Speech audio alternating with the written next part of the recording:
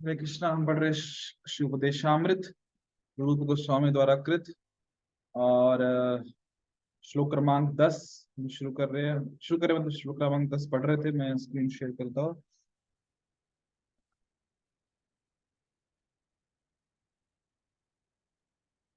हम्म पढ़ रहे हैं श्लोक क्रमांक 10। मैं सीधा इसका अनुवाद पढ़ता हूँ। और फिर हम जहाँ से पढ़ रहे थे कंटिन्यू करेंगे। शास्त्रों का कथन है कि सभी प्रकार के सकाम कर्मियों में परमेश्वर हरि उस पर विशेष कृपा करते हैं तो जीवन के उच्चतर मूल्यों संबंधित ज्ञान में उन्नत होता है। ऐसे ज्ञान में उन्नत अनेक लोग ज्ञानियों में से जो अपने ज्ञान के बल पर व्यवहारिक रूप से मुक्त हो जाता है तो भक्ति ग्रहण कर सकता है। ऐसा व्यक्ति अन्यों से श्रेष्ठ है। किंतु जिसने कृष्ण का शुद्ध प्रेम वास्तव में प्राप्त कर लिया है वह उससे भी श्रेष्ठ है। गोपियां समस्त उच्चतर भक्तों से उत्कृष्ट हैं क्योंकि वे दिव्य गोपाल कृष्ण पर सदैव आश्रित रहती हैं। गोपियों में से श्रीमती राधा रानी कृष्ण को सर्वाधिक प्रिय है। उनका कुंड कृष्ण को उसी प्रकार अत्यधिक प्रिय है जिस तरह गोपियों में से श्रीमती राधा रानी कृष्ण को सर्वाधिक प्रिय है। तो ऐसा कौन होगा जो राधा कुंड में नहीं रहना चाहेगा और उल्लासमय भक्ति भाव यानी कि अप्राकृत भाव से पूरित आध्यात्मिक शरीर द्वारा श्री राधा गोविंद के दिव्य युगल जो नित्य ही अपनी अष्टकालीन लीला संपन्न करते हैं उनकी प्रेममय सेवा करना नहीं चाहेगा। निसंदेह जो लोग राधा कुंड के तट पर भक्ति करते हैं वे ब्रह्मांड में सर्वाधिक भाग्यशाली व्यक्ति हैं। तो यदि आपको याद होगा तो हम चर्चा कर रहे हैं कि किस प्रकार अलग अलग स्तर है यहाँ पे कि पहले सकाम कर्मों में कौन कर्म सकाम कर्मियों में कौन श्रेष्ठ है। सकाम कर्मियों में वो व्यक्ति श्रेष्ठ है जो ज्ञानी है। और ज्ञानियों में वो श्रेष्ठ है जिसने भगवान का आश्रय लिया है। और ऐसे भगवान के आश्रय भक्तों में वो श्रेष्ठ है जो पूरी तरह भगवान पे आश्रित है यानी कि गोपियां। और गोपियों में श्रीमती राधा रानी सर्वश्रेष्ठ है। अभी हमने कल जो चर्चा की थी उसके अनुसार कि हाँ ये बहुनाम जन्म नाम अंते ज्ञानवान माम प्रपद्यते वासुदेव सर्वमिति समात्मा सुतुल्य। भगवान कहते हैं कि बहुत बहुत जन्मों के बाद जो ज्ञानी व्यक्ति मेरी शरण में आता है और वो जानता है कि जो भगवान वासुदेव हैं जो कृष्ण है सब तरफ है। ऐसा जो व्यक्ति है वो अत्यंत ऐसा महात्मा ऐसी महान आत्मा बहुत ही दुर्लभ है। तो ये हमने कल पढ़ा था। और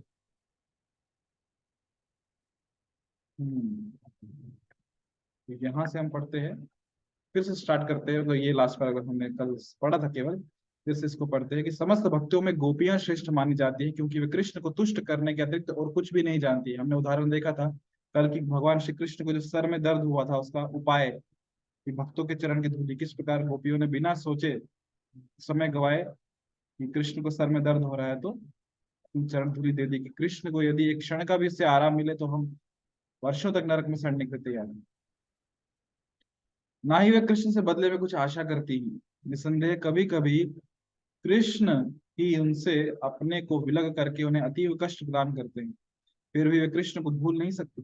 जब कृष्ण वृंदावन से मथुरा चले गए तो गोपियां अत्यधिक निराश हो गई और उन्होंने अपना शेष जीवन केवल कृष्ण के वियोग में रो रो कर बिता दिया। इसका अर्थ ये हुआ कि एक तरह से वे वास्तव में कृष्ण से विलग कभी नहीं हुई क्योंकि हमेशा कृष्ण के स्मरण में थे। कृष्ण का चिंतन करने तथा उनके संग रहने में कोई अंतर नहीं है। जैसे प्रभुपाद जी हमेशा उदाहरण देते हैं जब हम किसी को बुलाए John mister John come here तो जो व्यक्ति जॉन है और जो नाम जॉन है दोनों अलग अलग हैं। परंतु कृष्ण नाम में नाम और नामी में कोई भेद नहीं है। जब हम कृष्ण को पुकार रहे हैं तो कृष्ण स्वयं अपने नाम के रूप में वहां उपस्थित है। प्रत्युत विप्रलंब सेवा जो वियोग में कृष्ण का चिंतन है जैसा कि श्री चैतन्य महाप्रभु ने कर दिखाया कृष्ण की प्रत्यक्ष सेवा करने से बेहतर है। कृष्ण प्रत्यक्ष सेवा करने से क्या बेहतर है तो विप्रलंब सेवा कह रहे हैं कृष्ण के विरह में जब कृष्ण का स्मरण करने। क्योंकि जब व्यक्ति उपस्थित होता है तो हम उसके साथ होते हैं परंतु निरंतर उसके स्मरण में हो सकता है ना भी हो। परंतु जब उसके विरह में होते हैं तो निरंतर हम उसके स्मरण में ही होते हैं। इस प्रकार जितने सारे भक्तों ने कृष्ण के लिए अनन्य प्रेम भक्ति विकसित किया है उनमें गोपियां श्रेष्ठ हैं। और इन उच्च गोपियों में भी श्रीमती राधा रानी जो है वो सर्वोच्च है। श्रीमती राधा रानी की भक्ति से कोई भी आगे नहीं बढ़ सकता। यहाँ तक कि कृष्ण भी श्रीमती राधा रानी के भाव को समझ नहीं पाते। अतः वे उनका, यानी कि श्रीमती राधा रानी का भाव ग्रहण करके श्री चैतन्य महाप्रभु के रूप में प्रकट हुए, जिससे वे उनके दिव्य मनोभावों को समझ सके। श्रीमती राधा रानी की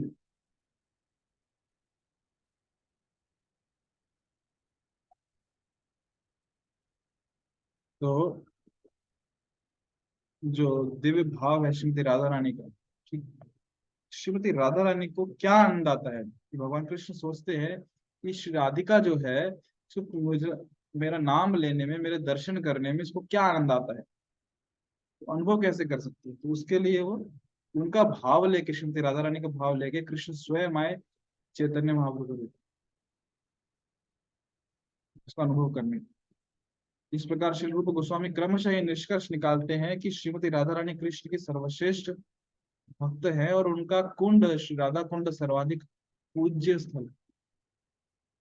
इसकी पुष्टि लघु भागव इसकी पुष्टि लघु भागवतामृत के उत्तराखंड के 45 नंबर के एक उदाहरण से होती है, जिसे चेतन चरितामृत में दिया गया है।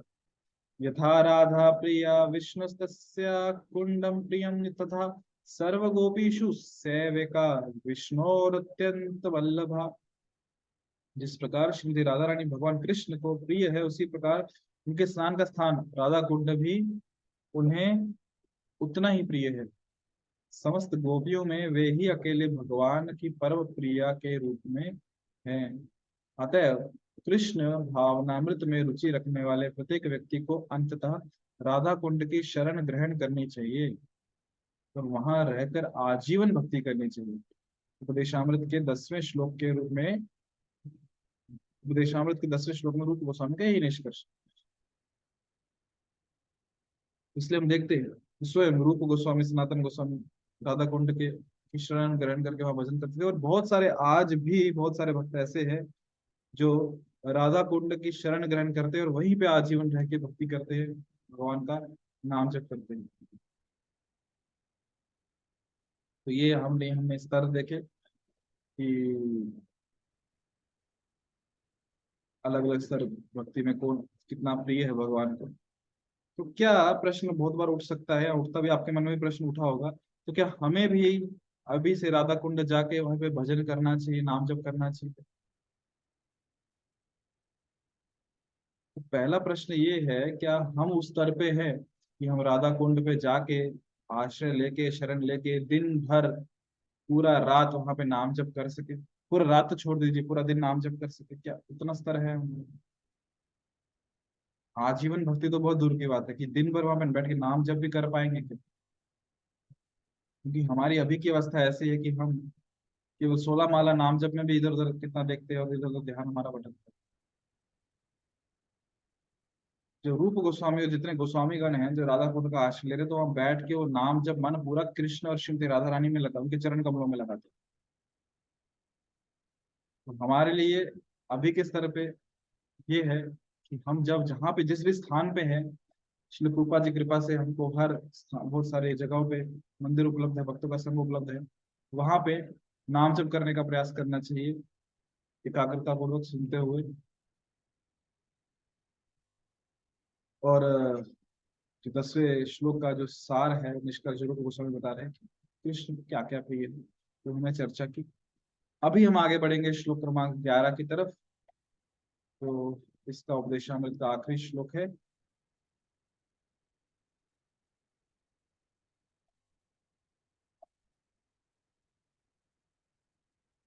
मैं यहाँ पे श्लोक क्रमांक 11 शेयर कर देता हूँ।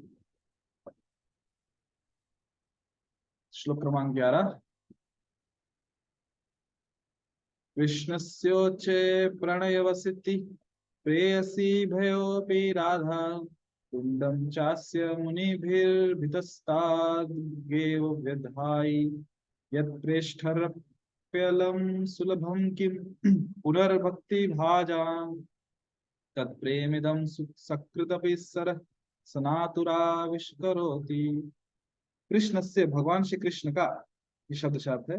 कृष्ण से भगवान श्री कृष्ण का उच्च अत्यधिक ऊंचा प्रणय अवस्थी प्रेम का पात्र प्रेयसी भय उनके अनेक प्रेयसी गोपिकाओं में से अपि निश्चय ही राधा श्रीमती राधा रानी कुंडम सरोवर च भी अस्या उनका मुनि भी मुनियों के द्वारा अभितः सभी प्रकार से तादृक एवं उसी तरह विधाई वर्णित है।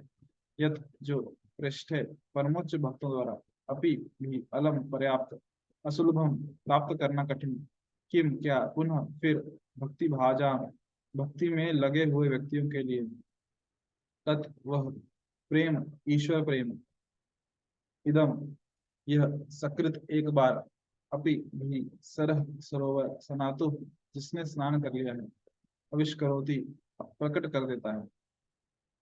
अनुवाद अनेक आमोद की वस्तुओं तथा व्रज भूमि की समस्त प्रेयसी बालाओं में से श्रीमती राधा रानी निश्चय ही कृष्ण प्रेम की सर्वाधिक अमूल्य निधि है।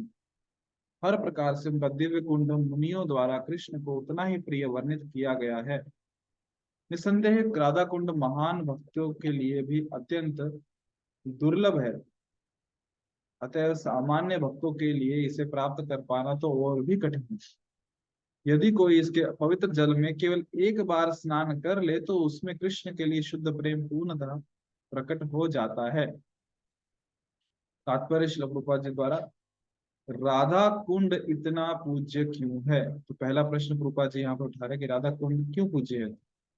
ये सरोवर इसलिए पूज्य है क्योंकि यह श्रीमती राधा रानी का है जो श्री कृष्ण की सर्वाधिक प्रिय पात्रा है, समस्त गोपियों में से सर्वाधिक प्रिय है। इसी प्रकार उनका सरोवर श्री राधा कुंड भी बड़े बड़े मुनियों द्वारा ऐसे सरोवर के रूप में वर्णित किया गया है जो कृष्ण को साक्षात राधा के ही समान प्रिय है। निसंदेह राधा कुंड तथा श्रीमती राधा के लिए कृष्ण का प्रेम सभी तरह से एक जैसा है। ये राधा कुंड भक्ति में पूरी तरह संलग्न बड़े बड़े पुरुषों तक के लिए अत्यंत दुर्लभ है, तो फिर उन सामान्य भक्तों के लिए क्या कहा जाए जो केवल वैधि भक्ति के अभ्यास में लगे रहते हैं। ऐसा कहा जाता है कि जो भक्त राधा कुंड में एक बार स्नान कर लेता है वह तुरंत कृष्ण के प्रति गोपियों जैसा प्रेम भाव उत्पन्न कर लेता है। तुरंत कृष्ण के प्रति गोपियों अच्छा श्री रूप गोस्वामी संस्तुति करते हैं कि यदि कोई राधा कुंड के किनारे स्थायी रूप से ना भी रह सके तो कम से कम जितनी बार हो सके इस सरोवर में स्नान तो कर ही ले। भक्ति संपन्न करने में ये सबसे महत्वपूर्ण बात है। इस प्रसंग में श्री भक्तिविनोद ठाकुर लिखते हैं कि जो लोग श्रीमती राधा रानी की सखियों तथा विश्वास पात्रा दासियां यानी कि मंजरियों के रूप में अपनी भक्ति विकसित करने के इच्छुक हैं उनके लिए राधा कुंड सर्वश्रेष्ठ स्थान है। जो लोग अपने आध्यात्मिक शरीरों यानी कि सिद्ध देह को पाकर भगवान के दिव्य धाम गोलोक वृंदावन लौट जाने के इच्छुक हैं उन्हें राधा कुंड में रहना चाहिए। उन्हें श्री राधा रानी की विश्वास पात्रा दासियों की शरण ग्रहण करनी चाहिए और उन्हीं के निर्देशन के अनुसार निरंतर श्री राधा का सेवा करना चाहिए। जो लोग श्री चैतन्य महाप्रभु के संरक्षण में भक्ति करते हैं उनके लिए ये सर्वश्रेष्ठ विधि है। इसके संबंध में श्रील भक्ति सिद्धांत सरस्वती ठाकुर लिखते हैं कि नारद तथा सनक जैसे बड़े बड़े मुनि एवं परम भक्त भी राधा कुंड तक आकर एक बार स्नान करने का अवसर प्राप्त नहीं कर पाते, तो फिर सामान्य भक्तों के विषय में क्या कहा जाए।